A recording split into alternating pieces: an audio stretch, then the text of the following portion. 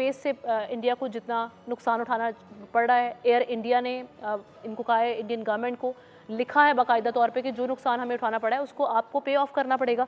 और इसके अलावा अब जो हम देख रहे हैं कि अब जो 956 मिलियन डॉलर राफेल तैयारे जो इनके हमने गिराए हैं, वो वाला नुकसान, कैसे इंडिया अब आगे लेके चलेगा इस इकोनॉमिक नुकसान को भी अपनी आवाम के सामने, कैसे ये कर पाएगा? अभी जो आपने उठाया है, देखें हमने एयर स्पेस बंद कर दी थी इंडिया को, उससे भी लॉस हो रहा था। अब खुद इंडियन एयर स्पेस भी जो है वो बंद हुई। अब जाहिर है आज कल रात के बाद तो इंटरनेशनल जितनी भी फ्लाइट्स हैं उनके लिए एयर स्पेस पाकिस्तान की बंद हो गई, लेकिन वो जो हमने एयर स्पेस बंद की उससे इंडिया को इकोनॉमिक लॉस वहां से भी शुरू हुआ। $1 बिलियन हमने इनके जहाज 5 तबाह करके नुकसान पहुंचाया। फिर उसके बाद ये जो एनवायरनमेंट इंडिया ने क्रिएट किया है, अब देखें एक बात समझने की है, आपने बिल्कुल ठीक बात की है कि इसका इकोनॉमिक एस्पेक्ट क्या है।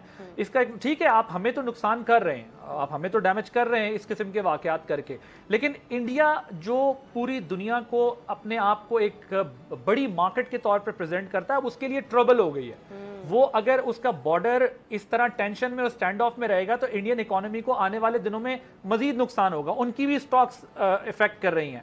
उनके यहाँ भी एक सेंटिमेंट आ रहा है कि अगर पाकिस्तान और इंडिया की टेंशन आगे बढ़ती है तो दुनिया अगर वहां कोई इन्वेस्टमेंट कर रही होगी बड़े प्रोजेक्ट, तो वो भी 10 दफा सोचेंगे। तो एयर स्पेस हो, चाहे आपने इनको वॉर में, यानी जो कल रात के बाद से जो हमने किया है, इनको फाइनेंशियल लॉस दिया है, इनके डिफेंस का लॉस दिया है, चाहे हम इनकी एयर स्पेस के थ्रू करें, इनके डिफेंस का लॉस इनको जो दिया है रूट बंद होने से, और आगे हर तरह से टेंशन चलती है। बिल्कुल ठीक।